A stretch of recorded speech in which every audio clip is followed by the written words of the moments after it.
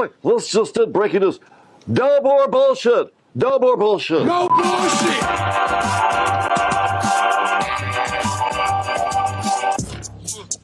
Boy, you should have heard pre-show with these two women. I think it's tough. Spicy, man. Yeah. It's all good, Charlie. Oh, it it's is. all good. You two, I know, would be besties, but like that's.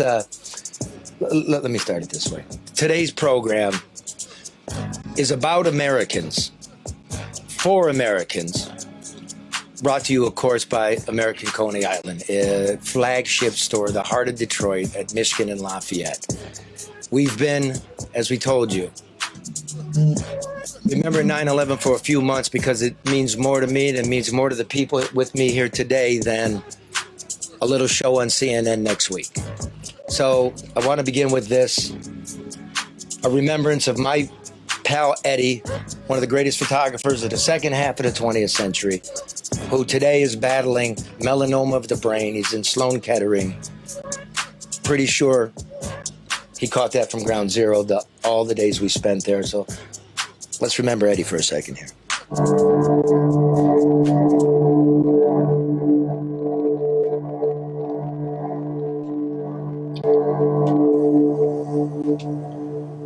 My friend Eddie Keating, the photographer. Every day we were together. It was our duty to chronicle this. He won the Pulitzer Prize for his photography. He has brain cancer now. We both think it's probably from ground zero. Eddie Keating and I, by this time, this is spring. The working people thought it important that we be there, so they gave us credentials to be there with them, the operating engineers, right? Your helmet and your credentials. And Eddie Keating, the baddest fucking photographer I ever met, man.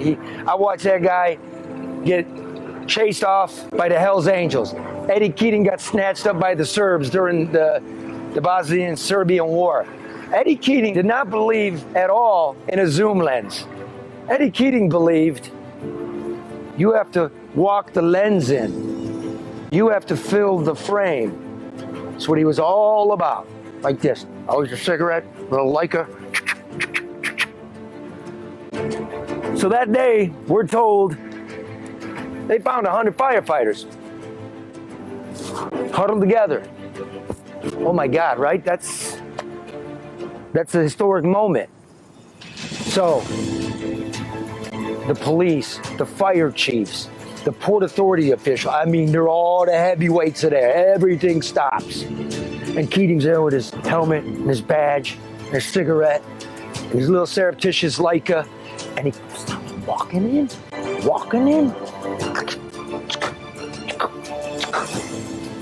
So my honcho over here goes, "Hey, who the fuck are you?" Click. Off he goes.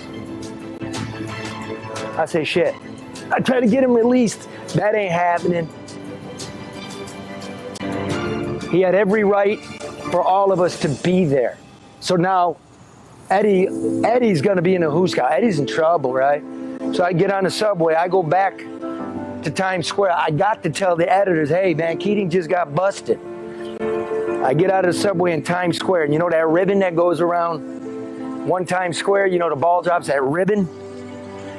It's the AP, says New York Times, Edward Keating arrested for trespassing at ground zero. I mean, he was, he was a national scandal. And that guy and I, every day and every night that was possible, we were there. We were up in the construction buckets, getting the aerials with the iron workers. They knew what we were doing. They wanted us to write their names down for history. And there was one guy, big ironwork, big dude, forget his name, scared me, never liked me. Fucking press, the fucking press. Nobody likes the press. And it was the night they took the last piece, day 364, out of the hole. And it was over. And then everybody went to the bar. And I went to a guy named Eddie, and I go, Eddie, This is what I promised you. Here's the piece, and I wrote it. Let the record reflect. The Rindley brothers were here, the McCormicks, right? All those families. And I read it to the bar. And I went into my corner because I don't belong to the iron workers or any of the rest of them. And big dude says, "Hey, LeDuff." And he slid a whiskey all the way down the wood, all the way across the bar, didn't spill a drop, and it stopped right in front of me. I didn't even know he knew my name. I don't think I've had a better drink in my life. I'll never forget you. Never.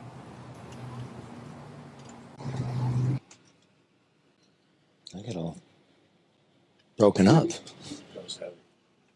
Wow. All right, look, we could do Afghanistan. I think we've covered that. We can talk about abortion, all that. I don't want to today. It's Labor Day. This program is dedicated to love and those who labor. Those who love and those who labor, this is for you. I'm pleased today that we have joining us Detroit Battalion Chief Myke Nevin, off duty, of course, on his own time. He doesn't speak for the fire department. And a very dear and longtime friend of mine, Marian Fontana. She's the founding. Do you go by Fontana still? Yeah. Yep. Her husband died at Ground Zero. David Fontana, firefighter at Squad 1, very specialized rescue people. He gave it for all of us. Marian is the founding president of the 911 Widows and Victims Family Association. She's an actress. She's an author. She's a comedian. She's a mother. And she's my friend. And thanks for being here, Marian. I know probably you got a billion calls. No, thank you. I'm happy to be here. Okay, so we'll get to that. But let me just give you a word for those making this program possible. There's, of course, Luke Nowacki, good friend of mine, over at my house last night. Not only is he a wealth manager who can help you navigate your life, the guy's helping me read documents from the government trying to hide things from us about money, about COVID, about responses. He's at my house late on a Thursday night helping me read. He can help you get your finances in order and your kid to college. You call him at 248-663-4748. Get advice, get a strategy. Call Luke Nowacki at Pinnacle Wealth, 248-663-4748. I would like to tell you, Luke, I love you, brother. An investment. And remember, if you need help with construction, deconstruction, demolition, rehabilitation, project management, owner representative services, technology, the power's out, it's flooded again, trouble with City Hall, all of that, call ADR. You call Barry Ellentuck for free consultation at 248-318-9424. Again, Barry Ellentuck at 248-318-9424. And I'd like to say today, I love you, brother. And finally, Hall Financial closes the majority of their loans in 8 business days or fewer. Rates are at an all-time low. Housing stock's out there. If you're looking to buy, if you're looking to sell, it's the perfect moment now. Loans don't require an appraisal with Hall Financial, so that saves you nearly $1,000. Get pre-approved the same day. Call 248-308-5000 or go to davidhallmortgage.com. And again, David, we've talked, so I don't love you, man, but I respect you. And thanks for supporting the program, bro. Okay. So, Myke, happy Labor Day, brother. Happy Labor Day. What do you say about 9/11? Happy 9/11? What do you say? I thought your opening piece was excellent. I could put a different perspective on it as far as how we feel. And Miss Marian. Yeah, Marian. God bless you and your guys. Where's Squad 1 at? It's in Brooklyn, in Park Slope. So those guys were, okay. We went to Squad 3 like 5 or 6 days after it happened. We had 20 guys from Detroit there. Because you're from Squad 3 in Detroit. You went to Squad 3 in New York. But they were trying to get the New York guys out of there because they wouldn't leave. And Mike Illich paid for our rooms at the W. Budweiser paid for our vans. And we got there on the down low, quiet. But no film, no cameras. People were calling us, "Are you guys leaving?" No media, and I know how the guys feel. And I feel that way at fires too sometimes. You know, you're doing your job and you see the shutter bugs there, and you just, just get the fuck out of here for a minute. Will you give us a second? Yeah. And when you start finding your buddies and stuff like that, we didn't take any pictures when we were there, and we said, if anybody pulls a camera out, you're done. But I think back now, and I'm like, God damn, I'm glad those guys were there to document the massive. You don't understand what that was unless you saw it.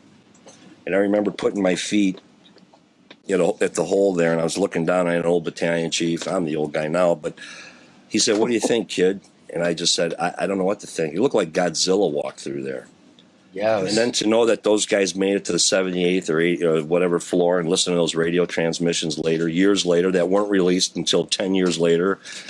Oh, by the way, radios that didn't work. A lot of them didn't work. In the building. So how I come to know Myke is, in 2008, I come back to Detroit, and I'm looking for a story. I don't know anybody, but I learned about firefighters in New York, and I knew instantly I was gravitating to the Detroit Fire Department. And I meet these guys, and the radios, this is 7 years later. The radios don't penetrate cement walls. The boots have holes in them. The rigs are leaking water. Like your bunker gear is covered in carbon. And I'm like, this is some third world bullshit. Oh, we were a mess. Absolute mess.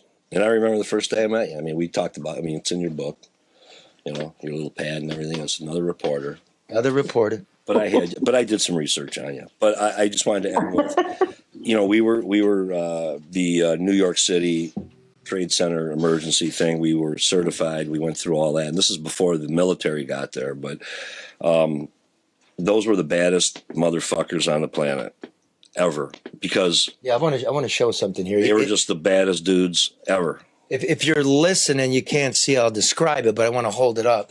This was made by my friend at the New York Times.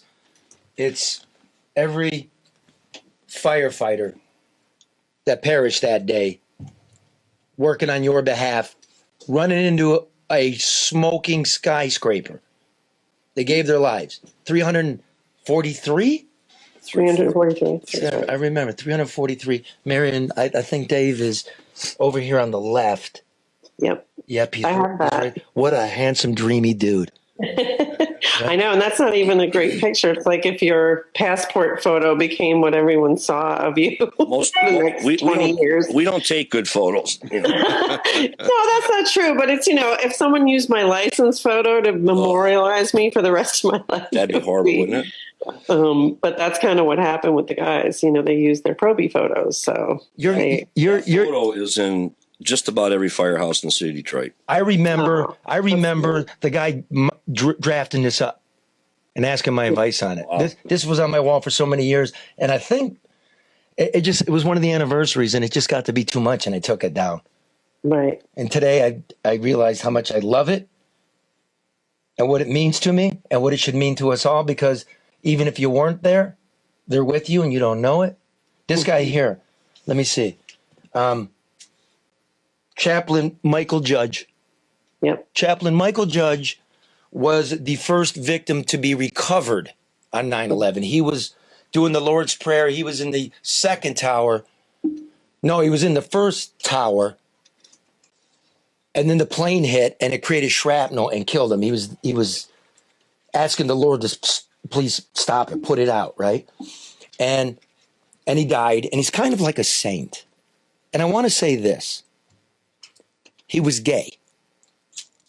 And why do I say that? What's that got to do with anything? What it means is we come in all stripes, right? He's in a very macho surrounding, the New York Fire Department. He was highly respected and loved. If anybody out there still got a problem, you don't got to hate. Hate's what got us here. Hate. They hit us, we hit them, we going for 20 years, we're out, they hit us. Where are we going? Learn the lesson. What I could tell you today about labor and what I got to know about people like this, people like Marian, people like Myke, really substantial people. So if you feel down, just know it won't collapse. There's people out there, and that's what it is. Today's about, I love you, dude. I love you too. And hey, Marian, I love you. Let me tell you about the clickety click. So Marian, her husband dies. Half of Squad 1 in Brooklyn dies. And they're going to, a couple days later, shut the house down. And it's right in the middle of Park Slope. Very tight-knit, close community. Dave actually lived in Park Slope, right? And I met her there. New York Times, and just a woman just shocked. Right, Marian? I mean, I don't even, I can't explain what you were feeling. What were you feeling? Oh, God. I don't know. The whole world was upside down then. And I think I was just in a daze. And I think it took years before I came out of that daze. I was mortified they were closing his firehouse, because that's where I'd go for information and to talk to the guys, where my neighbors came. But I understood why they were doing it was because, what you were saying before, they were special operations, and they were a highly trained division of the fire department, and nearly, 87 guys from those specialized departments were missing, and they didn't have enough manpower to keep the firehouse open. But I'm really glad that my neighborhood showed up and we were able to protest and keep the firehouse open. All the firefighters were willing to come work there and keep it open. And to this day, it's still there, and it wouldn't be there had we all not gathered around then. So yeah, and you weren't sure that everybody was dead. Yeah, no, it was very early on. It was too soon, and that's when I met her, and that's when I got close. I was much closer to you than you were to me. Again, you're going through everything, unimaginable stuff. But I was really attached, and being the New York Times guy and her being the widow, all of a sudden this thing started to grow. All of a sudden you became the leader, because a couple weeks or months, maybe a month later, there was a bunch of gold under Deutsche Bank, and they got the gold out, right, Marian? Yep. And then they wanted to turn it into not a rescue operation, just recovery, just bulldoze it out and clean it out. And you called me and go, what do we do? I go, here's what we do. You get the widows. You get them down there. I'll get the cameras there. And you stop that too. And so because of you, this is what you're watching a woman blossom into a superwoman. We recovered everybody we could. We got something beautiful built there. You got the Survivors Fund going. My buddy Eddie is in the hospital dying. He's going to need it. It's there for him. And I want to tell you on behalf of, I hope I never need it, but I am so proud to know you. Thank you. I was just one of many people who established different things. I mean, there were so many people doing so many things, but thank you. That's very sweet. I didn't think about the world was spinning so fast. I mean, there were a lot of people doing incredible things, especially the firefighters that were there, looking for my husband's body, and all the guys and all the people that were missing. And now they're all sick, and now they need our help. And so it's just been it's hard to believe that 20 years later, we're still dealing with all the things we're dealing with. And it's kind of not something I realized then. So, Marian, can I ask, what do you do to keep going and not to succumb under the sadness and the burden of what took place 20 years ago? I mean, on one hand, you don't want to forget, but on the other hand, given the constant, emergence of new problems, you're never able to heal. Well, I think you're right. And I don't think it was healthy to keep going. I mean, I couldn't even date really because of it. And so I had to pass the torch, which I did. There's a lot of other widows that are doing, Jenny McNamara, who lost her husband to cancer.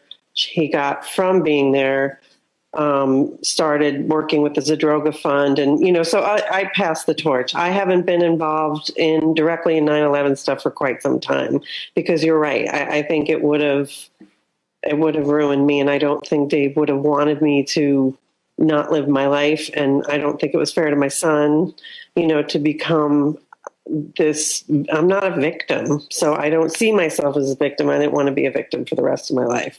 So I had to kind of move forward. Yeah. I'm not going to say move on, because you don't move on. Can I ask you this? This is really the one I personally want to ask, and I'm doing it out loud. And if you don't want to answer, you think it's inappropriate, just tell me. So I profiled that firehouse, and you and your family and your son and Sean Cummings and everybody. And it was the weirdest experience, because it was a complete and utter nightmare. And here's this reporter keeps showing up. And it's not like somebody writes a book a year later. It's showing up in real time. Some people are glomming on to me like, I need you. And then the firehouse, Mike. A lot of guys are like, get the fuck out of here. How dare, fuck you. So yeah. I couldn't take it. I was having a breakdown, and I wanted to stop. And the New York Times kind of like, not threaten me, but you have to do all the way to the end. And I said, okay, I'll show you, motherfucker. I'll tell you what I do. The 5-year-old kid, Aiden Fontana, your boy, your and Dave's boy. I said, okay, you want me to use these people? I tell you, I'm going to use them. I'm going to profile the boy. And I don't mean it that way. Right. No, I know what you mean. And she let me hang out with the boy in his own words and everything. So he's going down to school in the neighborhood, and he grabs my hand. He holds my hand. He shows me his classroom. And he's such a wonderful boy. And we talked about a few weeks ago, Marian. They couldn't find Dave's body, but the boy needed closure. So they had a big funeral for Dave, like thousands of firefighters. He's in a car. They're saluting him like he's like a Kennedy boy. And then a couple of weeks later, they found Dave's body. So the first funeral was, just for him. There was nothing in the coffin. So then they have to bury Dave again. And then, of course, Dave's a surfer, so they're going to spread his ashes. So the kid, Aiden, went through 3 funerals of his dad. And I've always thought about him, Marian, from that day. And I wondered this. What he must think about death. Mm. Can you... Well, he's actually turned out, he's 25 now. And he's very philosophical. I really actually like the person he's become. Not everyone can say that about their kids, but I can. He's been through a lot. He had a lot of PTSD and trauma, and he's really worked on himself. He's been in therapy. He's, really, and he's very, and my sister passed away last year. So we've had a lot of loss. He's lost friends. So for a young person, he's lost a lot. And he has a very healthy, I think, way of handling death. He knows it's part of life, and he knows that life is for the living and you have to live it fully. And he's not scared of it the way he's not scared to talk about it, which is something I feel proud of, that we didn't stop talking about Dave. I mean, not just his death, but I talked about his life more than anything. And I think I made it comfortable for him to talk about death and think about death, because in our culture, it's not really allowed. And so I feel like he's got a really healthy perspective, even though his life was just unusual in that way, that he was the focus of media. He doesn't like media attention anymore. Right. I think you messed him up that way, Charlie. No, I'm just kidding. I think he really, it's the 20th anniversary, and of course there's 1,000 things going on in New York. And I asked him what he wanted to do, and he said, I just want to be on a beach alone with you, where Dad used to surf, and that's what we're doing. Our world's become much quieter, much smaller, and I think we're both much happier for that. Give him Marian, woman to woman, that's a testament to the mother that you are. I'm telling you, it is, because the conversations that you've had with him and the strength that you've shown, that's where he absorbed that from. And so, you may not want to do it, but you deserve a pat on the back. Oh, thank you. Mom to mom. Oh, thank you. Yeah, I think I would never want this, but I was blessed that, I had a lot of support from all the widows. I mean, we're all raising our kids alone, and there was a lot of solidarity there. You know, that it's the hardest job in the world to raise a kid, and to do it alone when you didn't sign up for that is probably definitely, I would say, one of the hardest things I've ever done, for sure. And there's so no thank book you. for it. Yeah. Hey, tell that boy of yours that the book I wrote, Work and Other Sins, where those stories are in it. I gave him that. I gave it to him. Guess what? It's being reissued in Polish Oh wow! Good this for month. you. No, good for you. It never forget. It does go on. Your young man carries it, and it will go on for a long time. And just a dude from nowhere, Joy Road and Wayne Road. If you told me that growing up, I would never believe you. So I'm very blessed. So let's move from those that have passed to those living doing the job, Myke. PTSD. It's an everyday thing. Talk to me about specifically the Detroit Fire Department, what you guys are going through, and do you get any? There's been a lot of suicides lately. Are you guys getting any? You're not pieces of meat, is what I'm trying to say. Right. What's going on? What's going on in the Detroit Fire Department? We're really a weird dynamic. And what people are missing is the fact that the Detroit City public safety workers suffered a bankruptcy. So on top of the fires, shootings, stabbings, beatings, car wrecks, rescues, chasing the bad guys and all that other stuff, we're trying to pay our bills. Nobody came in and helped us manage. You know, we're supposed to focus on public safety 24/7. Yeah. We're supposed to deal with what we see. And in Detroit, we have small departments, and we see more. We are exposed to more runs, more. And Detroit at that time, the firefighters took on MFR, medical first responder. So we're doing medical, fire. We're doing it all. OD, abused babies. We use more Narcan than Walgreens. Anyways, so we are. You know, we haven't recovered from the bankruptcy financially yet, to be quite honest. That hardship with the families and paying your bills and wondering if your kids are going to get the shoes or the bike they want for Christmas and all, and then going into this stuff and nobody there to help process that. And I, you know, obviously I was the ex-union guy, blabbermouth Nevin, you know, always on TV and stuff. Filed lawsuits for PTSD, tried to get our guys help. It doesn't really, I've seen guys in the firehouse in the corner, hanging onto the drain pipe, crying after 3 children were pulled out of a building. Big, tough guys that you don't want to see. It's like, dude, what are you doing? You know, it's like, I've seen there, been there. And when Marian was talking about 9/11 and all that, and I remember getting home. I drove the last van, and I had to take it back in the morning. I sat in my driveway, and I said, after what I saw, how can I walk into my fucking house and be like normal? Like, it was so abnormal. That incident was so abnormal that I don't even know how anyone in that period of time, civilian, firefighter, could even function normally after that. But anyway, get back to Detroit. No, let me explain something. You just reminded me about what I know about you. You've been taking on as we all now know, and you'll hear later in the show, the corrupt city apparatus that's bled you dry. Fake contracts, you know, for housing repairs that never show up. You fought them so much that you lost your job twice.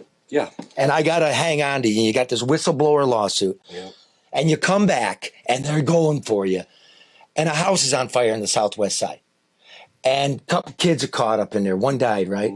And the other one's going to die. And the ambulance service is so fucked up. No EMS on scene. That you can't wait. So Myke takes the kid, puts him in the squad. Both of them.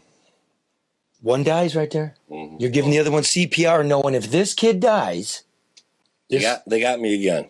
They got me again because they're going to blame the child's death on me, and I'm trying to do everything I can to save him. And thankfully, you saved a kid's life. Yeah, we saved him. Got him to forest. And Myke calling me up in tears that night, like, no, not tears. Yeah, it was tears, dude. You were quivering. You were not you were like, I don't know, man. It was you're scared. You're doing the right thing. The labor. Look, everybody thinks it's blues and hoses and white gloves, and do you know how these people labor? It's the chances you take in the middle of the night that nobody sees. And then when you've got administration that says, Nevin's lucky one of those kids lived or we would have had his ass again. I've been on a rescue squad my entire career, and we call it, snatch and go. Yeah, we're doing better with EMS now, getting them on scene because of some of my union activity about having EMS respond to every incident. Yes. Automatic. Yes. In Detroit EMS, not the phonies. You know, I'm not going to name any companies. Sure, but keep the point. My guys. Okay. So they're responding, and those medics are the best medics in the country. And they're woefully underpaid. Oh, totally. And their asses are beat on a daily basis. But anyway, that's another story for another day. But, yeah, I mean, instead of them coming out and going, God damn, you guys did a hell of a job, it was like, well, we would have had his ass again if those kids would have died. So I want to say this. We had a rash of drunk driving episodes in the fire department. They come out with the Kabuki Theater press conference saying it's post-traumatic stress disorder, COVID and everything. We're going to put some things in place to help these men and women mentally. Mm-hmm. And I'm still waiting on it. Marian, they don't have it. I'm really shocked to hear. Shocked. Yeah. I wondered, is the IF and the International Firefighters Association nothing from them? Harold was great. He was Harold was wonderful. He was the best union president the IFF will ever have. Yeah. He was one of the baddest gentlemen. I mean, I loved him. And no, I did too. I liked him a lot. Edzo came into town. He's the new guy with a lot of, we're going to be there. The firefighters are going to answer the bell. All this smoking shit. And your mayor's a great guy. And he's going to, it almost made me want to puke. I got the union president. I got the international union president, Duggan. And the international president's got no knowledge of the fact that I've been fighting this guy on a health and wellness program and all this other stuff. And I got the new dope in there, Giggles, our local union guy that replaced me, sitting there, saying, our guys know if you're drinking, there's a no tolerance policy. And you're, wait a minute, dude. You know that guys are self-medicating out here. You know whether they're self-medicating or acting irrational or being pissed off or whatever. There's just nothing structured there for our guys to. There's no template. Now, they did at that point come out with we're going to interview firefighters. They interviewed about 300 firefighters to find out, what they could do and what they were feeling and experiencing. And the product of that project was, we have a drinking problem. Oh, okay. But there was all the union did in New York before 9/11 was DWEs. So I mean, it's an incredibly stressful job, and that's the part that they're not addressing, and you're trying to. And it sounds like you're not getting. Now, if I might, they're on it now. I don't know where it's at. Fucking A with the nonsense and the press conferences and the promises. This shit, we're so far behind, ladies and gentlemen. Most of the audience and the community that we're together is from Michigan. This is a freaking joke. I'm not even going to blame the commissioner's office or anything. Where is the bread? We're comeback city, and it's not happening. You're not taking care of it. It's 20 years now. This is unacceptable with your stupid and empty promises, and nobody goes and challenges it. We put it on TV, and that's it. If you want to look at post-traumatic stress and some fire brigades across North America, Vancouver, Toronto, New York, Detroit. There's a new movie out where you're going to see what Detroit's like. You're going to hear what PTSD's like. It's called Florian's Nights. Follows the North American firefighters who form a motorcycle club to cope with the crippling effects of PTSD. They speak the truth against the stigma of first responder mental health. Right now, it's got the twist. They start a biker club. There's a connection to the Hells Angels, and shit goes haywire. But it's coming out September 10th in Detroit, Vancouver, New York, LA, Minneapolis, Milwaukee, Chicago, Oklahoma City, and bunches more. It'll be at the Royal Oak Imagine Theater from September 10th through 16th. It's a pretty good flick. I got to see it. But you see these images. Detroit is like no other. No. I covered LA. I covered New York. I never seen any. I don't look. Well, the difference is the guys that are riding their bikes. How about that? I thought it was kind of a giggler. All the Detroit guys, which we're called the Axemen in Detroit. Florian's Nice is a international. Yeah, the bike clubs for the fire. So we're the Axemen. Yeah. And our guys are no helmets, t-shirts. You look at these, and I'm not trying to down anybody. These other guys are wearing like full body suits, helmets, and shit. Detroit guys are crazy motherfuckers, man. And I'll tell you something. I'm not blaming the mayor for not. I'll do that. No, I want to do it because it's just the people. It's people. It's people you put in place that are supposed to put those programs in place that have institutional knowledge of what these departments are like to get to him, to convince him to put the money where it needs to go. He's a civilian. He doesn't get it. He sees the big fire truck, goes, well, you got a new rig. I got you that. Yes, sir, but Let me remind everybody what we're talking about. It's 20-year anniversary. What we do? $4 trillion in Iraq. Marian, when I got here, after looking at New York and I get to Detroit, I really get this hard on for the Baghdad Fire Department. They had everything. It was unbelievable. yeah, we were jealous. Yeah, like 21st century Jetson type rigs and the moon suits and everything. And I'd show up with Myke and he got holes in his boots, right? And there's no decontamination of anything. Joe. They didn't even have turnout gear in New York until a couple of years before Dave got on the job. We were the same way. Wow. And we've come, No, I know you were the same because Drennan died in a fire, and it was his widow that fought for turnout gear in New York. And I know Chicago didn't get it. Chicago and Detroit didn't get it till after. So it's pathetic. It's really, and how many guys have to die before they figure it out? I mean, do you guys have a counseling service unit in your? I don't even know what that is. Do you have? Well, that's what you're saying, to be treated for PTSD. A unit within. We have a very the fire small. We have department. a very small group. That's the commissioner's doing the best he can with it by putting guys. Yeah, it's getting better, but not much. I mean, it's not where it should be. And if we Myke, could, Myke, can I ask you this? Would it be the commissioner's responsibility to go to the administration to ask or demand that those resources be provided? Because we've been hearing this conversation for quite some time, not just within the Department of First Responders, but also the impact that it has on their engagement, especially with police officers, with people in the community. So it has a domino effect.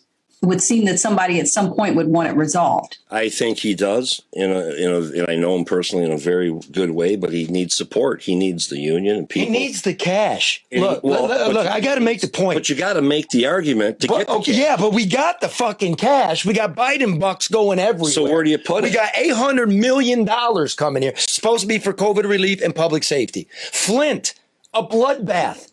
They don't even got 100 cops, right? And they're going to take $50 million and invest it. You put the money in now while you have it, and let's see if it makes an effect.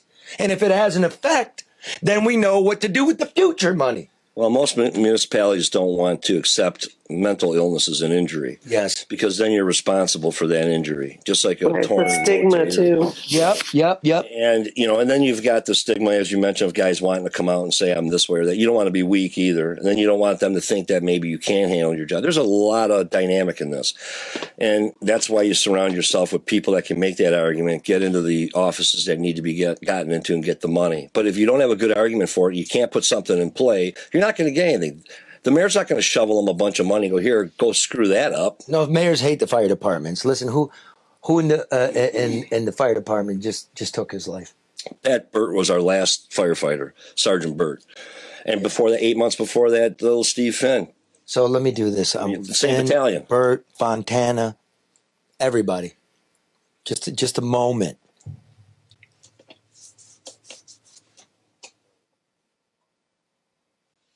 Those are the doers. We've got divorces and just it's just there's so much out there going on. Well, there's the interesting thing. I'm very proud that Strong Hearts Native helpline is asking us to get the word out. If you're hurting in your relationship and you want to talk, Strong Hearts Native Helpline is here to listen. Strong Hearts is a free 24/7, confidential, and anonymous domestic, dating, and sexual violence helpline for Native Americans and Native Alaskans. And I spoke to them. It's beautiful.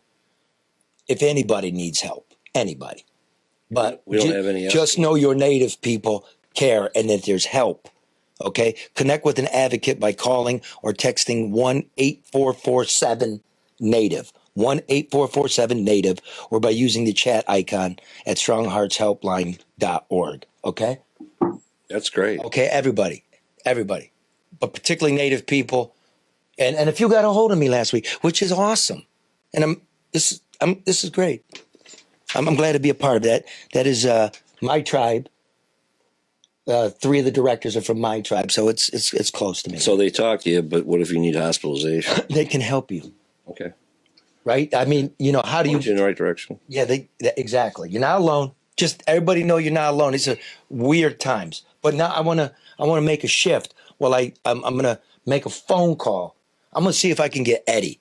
I'd like to bring him in, my boy Eddie. So before that, me and Byron Goggin, the director of photography for the No Bullshit News Hour. Yes, we're chasing. Oh, by the way,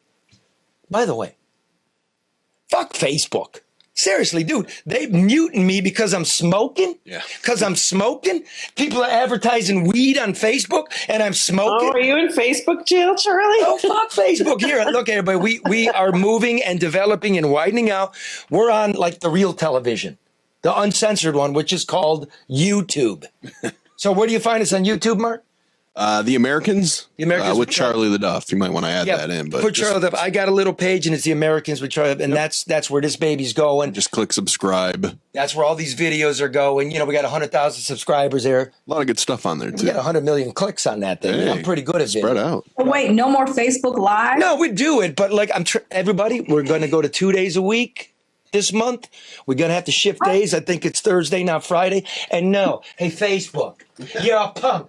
What's it, Zuckerberg? Yeah. Zuckerberg, Mark You're a Zuckerberg. punk. You're a freaking punk. Kick me off. Oh, Careful, they're they will, listening to Charlie. you. Kick me off. I know. It ain't nothing but the truth here, man.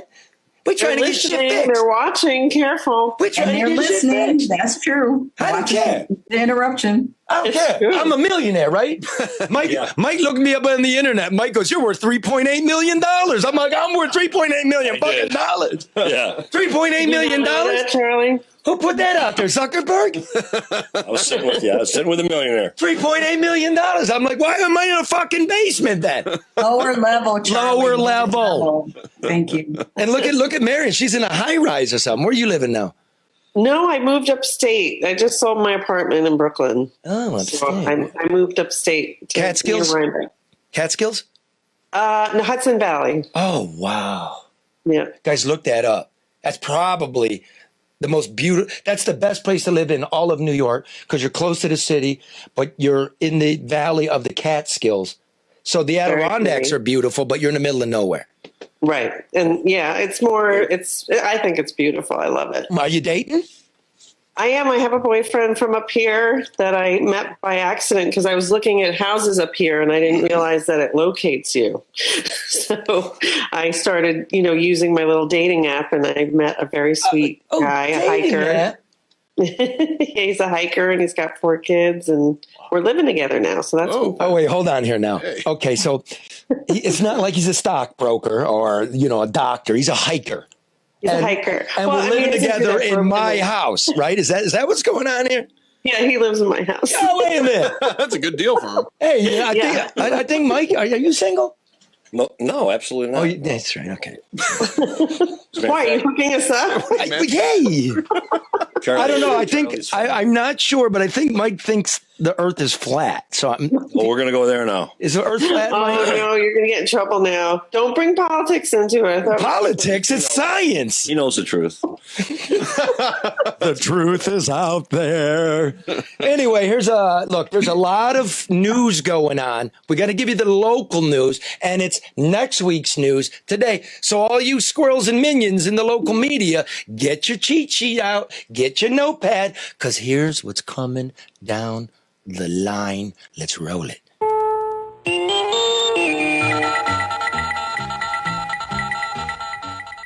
Good afternoon. I'm Charlie LeDuff of the No Bullshit News Hour. Today we bring you all of next week's local news today in 4 minutes. Byron, let's roll the clock.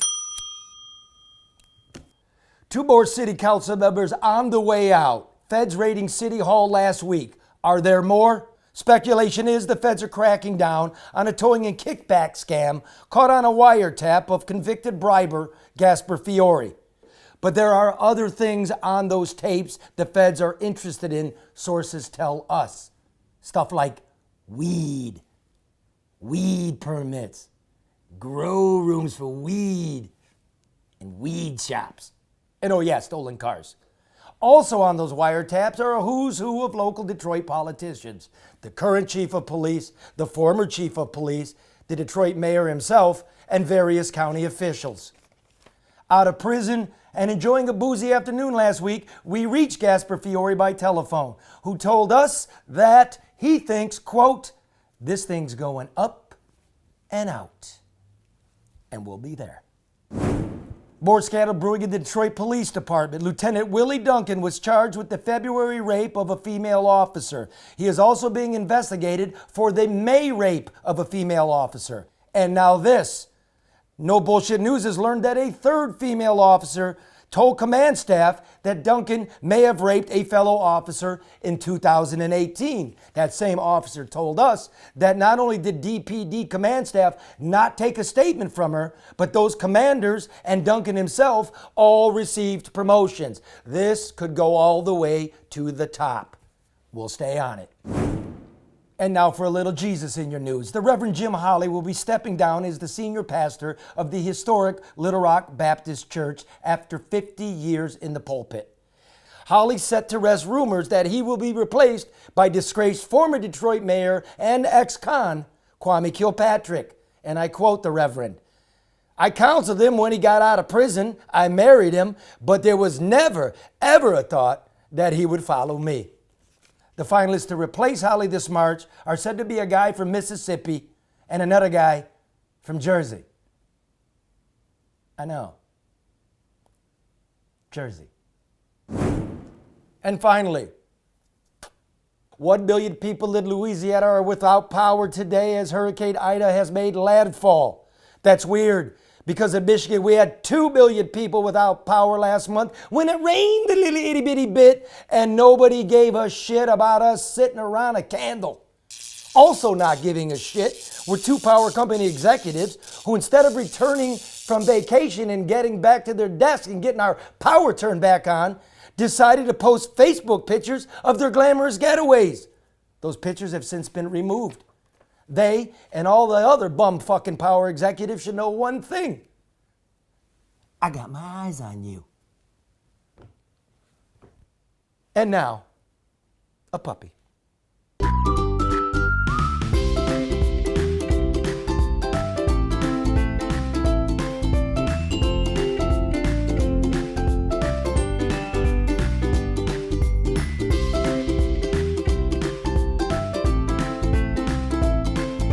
And that's the news in 4. And remember, if you can't sleep, watch the local news. If you want the news, subscribe to the No Bullshit News Hour. I'm Charlie LeDuff. Charlie, where are you? That looks like an abandoned bathroom. What is that? That is the executive washroom at CNN. Oh, I see. Okay. Now it makes sense. So that's the first one. We'll get better at that. Did you like that, Myke? Did you? I thought that was great. That was hilarious. I want that puppy. I know. I've actually, when I was getting chastised as a union president for being mean to the people on Facebook, one day I just said, "Fuck it, puppies. Here, look, guys, a puppy." See, you see what's wrong with you all? You, the people. Look, he's mean. Look, we got a widening corruption probe in Detroit. We've got a raper cop that was kind of let go possibly by ranking DPD officials. We have the Reverend Jim Holley, the most iconic church in Detroit, leaving after 50 years. We've got a power grid of third world proportions. And you guys are focused on the puppies? Well, yeah, that's how it works. That's why they do it, folks. That's why they do it. They're cute. And Charlie, don't forget, at some point, we got to talk about the census. I mean, our population is declining. This mayor said judge him on his ability to repopulate Detroit, and that is not happening. So add that to the list. Yeah, well, we got, they got a lot to do. I know. Getting back to the movie Florian's Nights, Pan did 3 trips in Detroit, and they were so shocked at what they saw in the city of Detroit and the fires they thought they'd be able to catch a fire. I remember the first night they were here, and they said, "Hey, we had a fire," and they said, "Oh my God, a fire! Let's go quick! Oh, for real fire!" Yeah. So I'm like, dude, this is the first one today. Yeah, I noticed in the movie, You know, right? it's like- I it's all noticed in Detroit. the movie. It is Toronto. They do a lot of dopers. Medical, yeah. Same in Vancouver. They do a lot of that. New York, being they had to get the old footage from New York. You come to Detroit. All the fire footage is recent. You never seen such a thing as this place. No, they came back 3 times. They were like, they had permission to come and ride and all that. God bless I'd also like to what? say condolences to my wife's grandmother, Dorothy Leonard, who passed at 102. It was her best friend. Wow. And she just passed. She just had her birthday. And I just wanted to say it to my wife. I'm glad. Wait, so this old lady listens to this program? Yes. Are you kidding me? Yeah. She loved it. Yeah. And she just passed. And I just wanted to say something like that. Listen here, man. Listen. Sorry. Speaking of 102 years old, Yeah. Medicare is incredibly complicated. Mm-hmm. If you're having trouble, you don't know if you can keep your doctor, who's paying for the prescriptions, part 1, part 2, you're not even on the internet. Look, you can call 888-970-2940 for your Medicare guide. They got professionals, licensed professionals, right? Okay, if you do use the internet, you go to yourmedicareguide.com. The help comes to you at no cost. They'll answer all your questions, and that's right, you won't pay a dime. Don't go alone. You're dealing with the federal government. Let MediGuide be your Medicare guide. Check them out today, yourmedicareguide.com, or Grandma, 888-970-2940. Yeah, she listened because she's older. And You got Eddie on the line. Is on. Yep. I'm on the line. Give me just a few seconds to taking this IV out. Oh, shit. Yeah, me and Eddie, man, in the beginning, Yeah. me and Eddie cover Ground Zero. We were road dogs. Wow. This guy's a stud. Sick. He's got a book called Main Street. It's an art book of photography. This is the gentleman that you were talking about earlier. This is my boy. Oh, wow. That's good. Like you're my boy. That's like awesome. Marian's my girl and Karen's it's my boy. Oh, my God. That's good. Hey, Eddie. I don't know. Yep. Yeah. Is it out? They're wrapping it up. Hold on. Listen, are they going to give you a wank off too? No, that's just a welcome. That's just the welcome mat. Welcome wagon. They did. Eddie was telling me, like, he's at Sloan Kettering, right? Nurse takes him to the bathroom to wash his back and reaches around and gives him one. He's like, this is a nice Charlie, place. this is the serious discussion. This is true, Karen. This is no bullshit. Right, Eddie? Focus. Wait, right, Eddie? I swear, yeah. No, true. First night, and then the second night, nothing. Third night, nothing. But it was just the welcome wagon, you know. Eddie's pressing the red emergency button all night long with my nurse. The welcome wank, not the welcome wagon. You know, That's right. Eddie presses the button right in the middle of the night, and in walks a guy looking like Myke Knight, the Wrong number. Yeah, sorry, wrong number. Hey, how you feeling, bro? Well, you know, I feel great. I'm totally asymptomatic, you know, and I have been since the beginning. And it's just my numbers that tell me that, you know, inside, you know, is what's going on is different from what I'm feeling outside. But you know, in 8 months, I've had a headache in 5 years. You know, I haven't had. I don't. All the stuff I'm supposed to be feeling, I'm not feeling, and so I can only consider that good. So you know, good. take what I can get. Yeah. You know, I'm finally getting out of here today. I'll be back in a couple of days, and then for a treatment, and then I'll be on these pills for a while, and then just, you know, pray for good weather. That's all. I will. There's not much else to do, you know. Hey, bro. Yeah. Well, you got the brain cancer? Yeah, I got stage 4 brain cancer. Oh, motherfucker. And it's from I mean, there's no other, you know, I'm involved in the lawsuit with, well, it's not technically, it's not a lawsuit, but you know, the action against federal government, ponied up like $5 billion for the medical relief for people came down with conditions like mine, and from ground zero.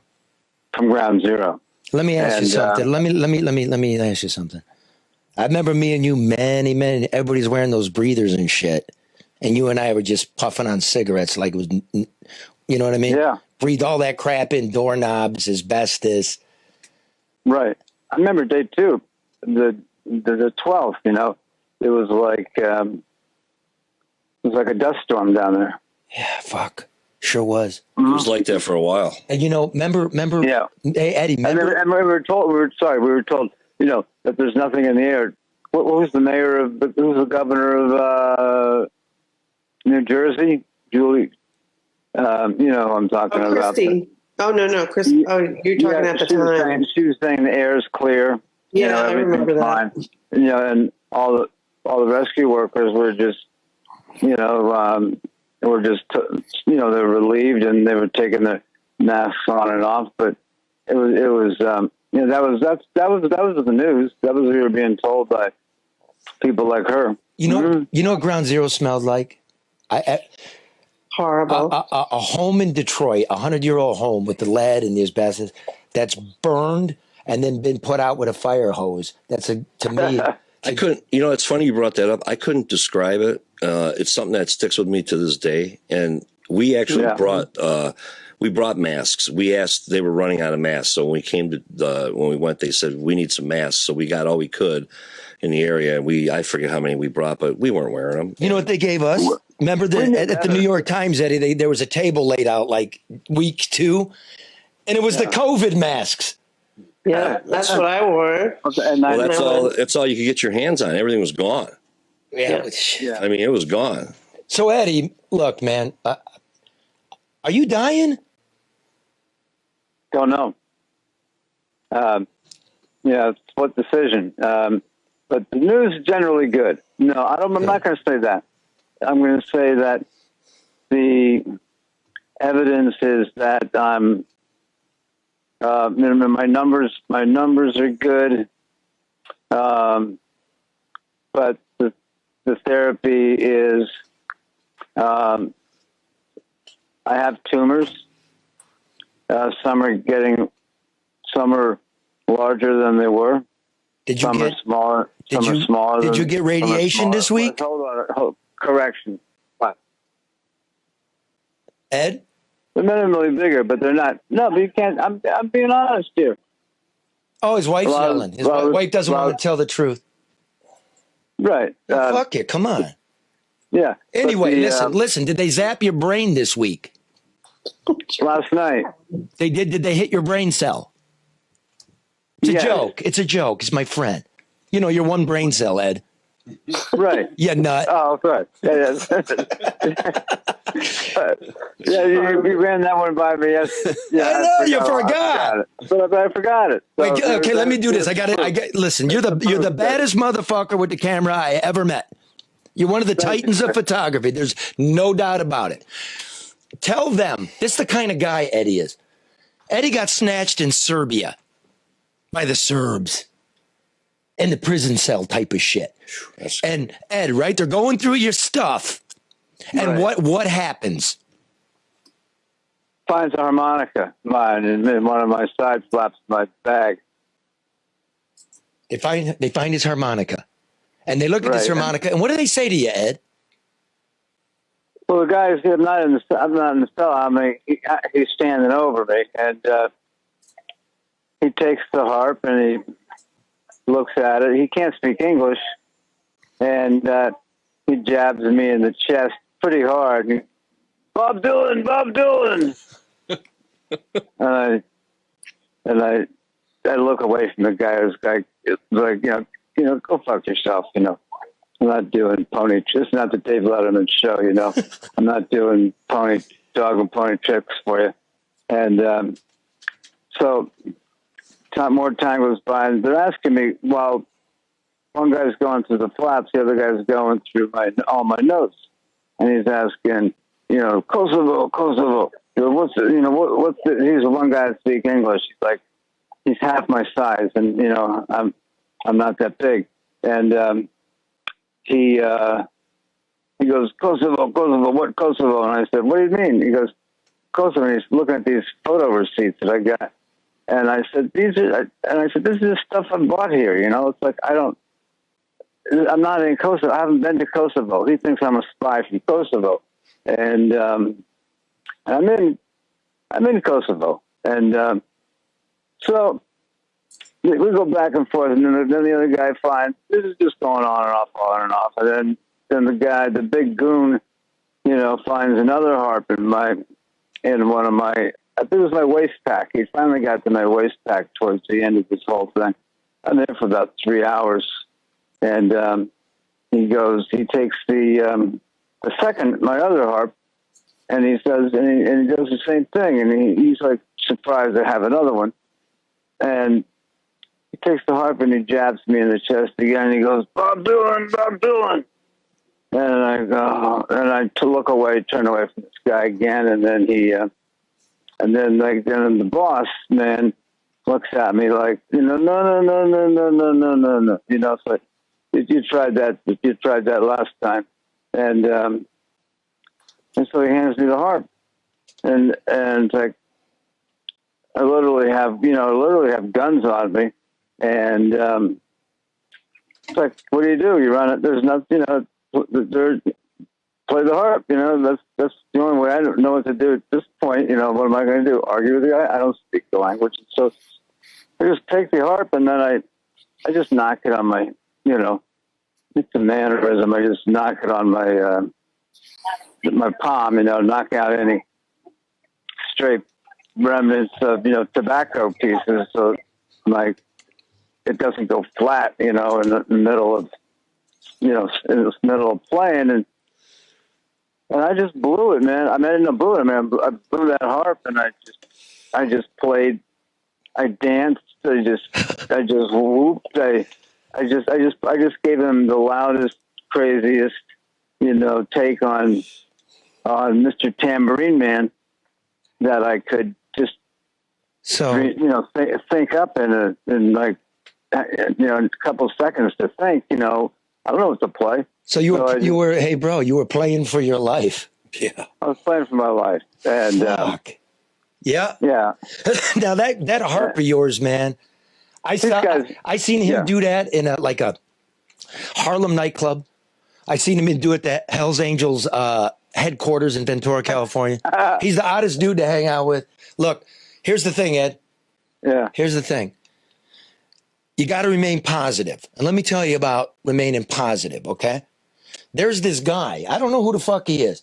I met him at a bar during Dream Cruise a couple weeks ago. And he got a shirt on called Mr. Positive. And apparently, I don't know, he calls into radio stations and gives these positive little messages, right? Uh-huh. Positive minute with Mr. Positive. And he keeps sending me stuff, hoping he can get on this program. And I don't get back to him. And he starts getting a little bit negative. He's getting a little scratchy, this Mr. Positive, right? So I said, all right, send me something, bro.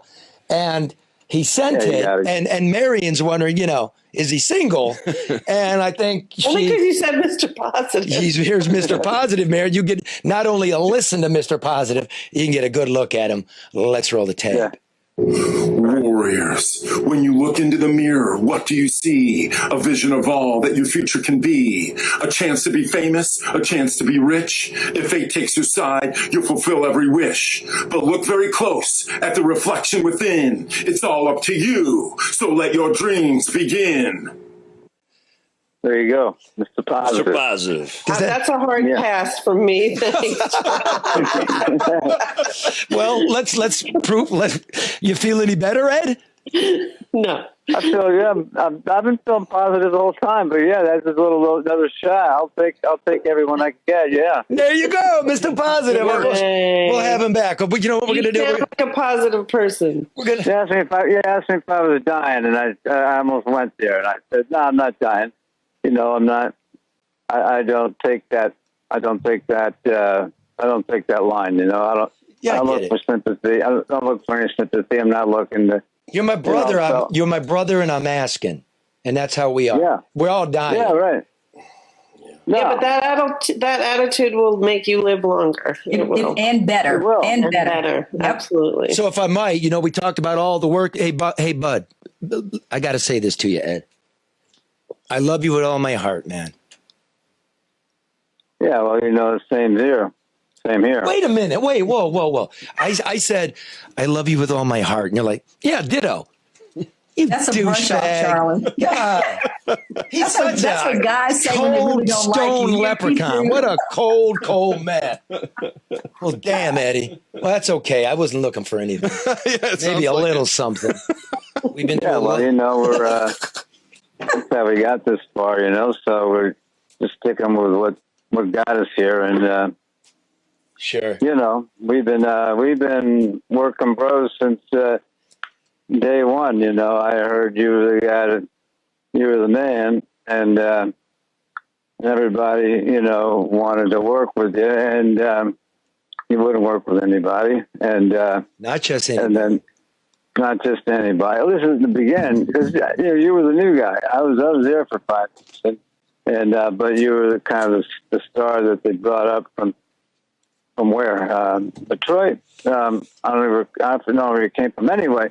I wanted to work. I wanted to work with you, and we really, we did it that first day. We did it every day afterwards. I'm going to say this. I was talking to my wife last night, looking back. Like every generation got their moment, right? And that doesn't mean anybody's irrelevant or whatever. But like you got your moment. Me and you, bro. Like that 5 years from 95 to like 2005. We got our 5, yeah. We got our 10, the turn of the millennium, a really important moment in world history. Right. That was ours. Fucking nailed that, bitch. I love you. Look, I want to get to this last piece here, so I want you to just listen to it. This is one more big thing's going on in America. A lot of big things are going on. But tomorrow, the super unemployment ends. The $300 the feds are sending you is gone. And our reporter, comedian Detroit Red, yes, comedians were out of work. Now Red's freaking out because the check ain't going to come, and he's got to get off his ass and go back to work. Right? So here's basically Red in a bathrobe out there panhandling jokes for $1. It's called Funny for Money. Last week for unemployment. Man, I hope I got a check. What? Yeah. I got to say this. As always, the Working Man Story is brought to you by the bricklayers, right, who invite you to join up. You get a signing bonus. You get fully paid health insurance. What's the signing bonus? $2,000? Yeah. It's $2,000. Okay, you're gonna have a real pension plan, a real career. There's more work than they know what to do with. It's very popular, big response. If you're looking to work, the unemployment's run out, you go to bricklayers.org and click join BAC. One more time, bricklayers. That's spelled with a Y. Bricklayers.org and click join BAC. Bricklayers and allied craft workers, local 2. Working Red. Retool it. Go back. I did. Okay, great. You're a professional, which is great because the video thing failed. So you bought me some time. Thanks, bricklayers. Oh, did it? Yeah. Oh, right on, bricklayers. So hopefully this works. Week for unemployment. Man, I hope I got a check. What? Damn. Guess I got to go to try and make some money.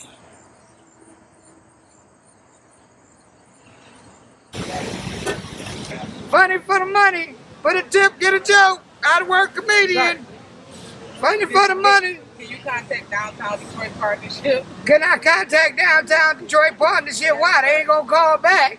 Yeah, they will. They will? They email, actually. They email at me? All right, I'm out to get me over here on the regular. Yeah, they will pay you. To come over here? Yeah, they will pay you. But well, I'm about to make that contact. But you can't be in here without a permit. Are you putting? Wait a minute. Hey, you wait a minute. Hold on. No soliciting. I'm not soliciting anything, though. I'm just doing a joke. No, that's tip. That's not an obligation. No. That's just in case you want to. Funny for the money. Give a tip, get a joke. Get a tip, get a joke. I got the funny for the money. Here you go. Tip for a tip. Oh, here we go. Here we go. It's showtime now. Oh, thank you. Why did the chicken cross the road? Get to the other side. No, he didn't want to wear a mask, so he's social distancing. Funny for the money. Wait a minute, my PUI is gone. I don't, you don't want me breaking in nobody's house or nothing, do you? Look, We hiring though. look, I got something to $16 give. an hour. $16 an hour. You can start. What, You gotta do start somewhere. I get to tell jokes for $16 an hour? all day long with a uniform on. Oh, no, As long as you walking. Oh, I gotta walk and Yeah, you with gotta the get uniform. No, see, with jokes. With the jokes, I just stand with a microphone and I talk to people. Oh, I have to go back into my field to work. I can't be changing up the game. Oh. Funny for the money. Funny for the money. Out of work comedian. Out of work. How do you charter a private jet to Miami? Free joke here. How do you charter a private jet to Miami? Anybody? I don't know either. Call Governor Whitmore. She got the hookup. Funny for the money. Funny for the money. You gotta be crazy to be a comic, so I might as well get a jump on it. Clubs ain't back open, but I'm out here telling these jokes. You gotta tell them out there. Oh, I gotta tell them. So I really got to go. So I'm being put out of campus marshes. Not so much as put out. Just go that way. Say You know, just- we got sponsors and stuff. Well, now I gotta give you a joke. You done gave me a tip. My son, you know, these kids way smarter than they used to be. Because they got a lot more technology and knowledge than we did. My son at the age of 6 showed me how smart he was. We walking down the street and see 2 dogs doing it across the street. So he say, Daddy, what them 2 dogs doing? Of course he too young for me to tell him the real, so I made up an answer. I say, son, the dog on top is a friend. And the dog on bottom is his boy helping him home. He done hurt himself. I think I done answered the question. My son looked me dead in the face and said, Daddy, ain't that just like a friend? Help him out, and he fuck you every time. Hey, thank y'all. This is what you call a slow walk to a fast exit. That's what you call that. I appreciate you. You keep doing this thing. You too, sir. All right, now. So where can I go right here? As long as you're on the sidewalk, free property, right there. Oh, right here. Yeah. Right here. Okay, right here. I'm back at it. Funny for the money. Bam. I'm gonna stand here for a minute. Funny for the money. Give a tip, get a joke. No? I guess people just don't like to laugh like they used to. An out-of-work comedian ain't as valued as I thought we was. Give a damn. At this rate, look like I'm gonna be telling jokes from a box for real. Hey, Byron. Yo. Yeah. That was shot by Red's wife, Wifey Poo. She did a great job. Yeah. So what we're gonna do? We get a little tutorial like on the sound, right? Yeah. And then get him a camera instead of the cell phone. I think it'll work. I think they got something there. There are no people good. downtown, Good Charlie. team. Who is he going to ask for $1? He got $3, Karen, which is more than boy. showed up in the box. I was trying to do the math. All he has to do is tell 16 jokes. He's $16 an hour. Or he could have picked up the pennies from last week and he still would have been ahead of the game. That too. That would be working, wouldn't it? Listen, before I forget, Red is putting on a comedy concert. It's called the I Should Be Famous Sweeties Day Comedy Concert, October 16th at the Historical Senate Theater, starring Tony Roney, Simple Chanel, Frankie G, and filming his first stand-up comedy special is comedian Detroit Red. Hopefully it ain't on a cell phone. Show starts at 8. That's at 6424 Michigan Avenue in Detroit. Tickets are $40 a person. Limited 2-for-1 specials available. For tickets and show info, call 313-740-6533 or go to whynotaticket.com. He's so clever, it's spelled letter Y, not a ticket.com. So don't actually spell it. It's whynotaticket.com. It's phonetically, Yeah, the phonetic spell. it's red. Okay. All right, listen. Let me just say, I love you, Marian. Have a fantastic week. I know it'll be hard, but, thank you to all the vets. Your service does matter to very many of us. Myke. Hi. All your people. God bless everybody in public safety. May the good Lord keep us safe. Happy Labor Day. Thank you. Karen, love you as well. Your office looks great. It's in progress. I'm cleaning it up for you, Charlie. Cell block D is on the come up. Yeah, that cork board's a little out of place. Hey, I like it. I'm fixing it though, one thing at a time. I had to paint and all that stuff. So just wait. I mean, how much effort does it take to move a cork board? I really not. But I like my stuff. I have my note here from Charlie LeDuff. I keep it right here. It says, "I'm happy to be your friend." I have to look at that almost every day. Oh. I appreciate that. These are things that are special to me. I'm a creep. Aesthetics aside. Hey, Eddie, I love you, dude. I'll call you this weekend, okay? Yeah, thanks for doing this, and letting me talk to some other people and you and about stuff. But there's my song. Yeah, let's leave that for Eddie. We're thinking of you, babe. Thanks, bro. Fuck you. Hey, Mr. Tambourine Man, play a song for me.